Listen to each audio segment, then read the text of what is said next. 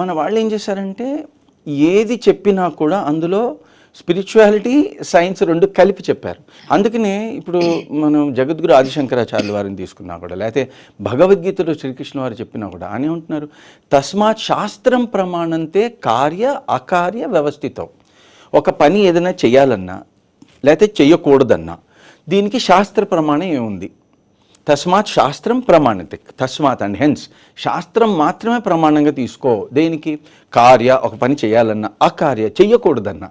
అంటే నేను నాకు ఇష్టం లేదు, నువ్వెవడు చెప్పడానికి ఇష్టం లేదు, where is the scientific proof అని అంటున్నారు.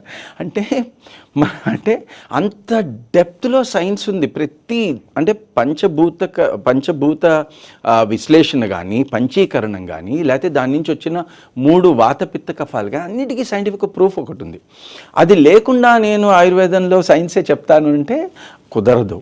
ఆయుర్వేదంలో ఉన్న మోడర్న్ సైన్స్కి కోరిలేట్ చేస్తున్న అంశాలు తీసుకోకుండా చెప్పడం ఆయుర్వేదమే కాదు, మన ధర్మం కూడా కాదు. ఎందుకంటే మన ధర్మం అంటే హిందూ ధర్మంలో కానీ ఏ ధర్మం అయినా సరే ప్రతిది కూడా according to me is very very scientific.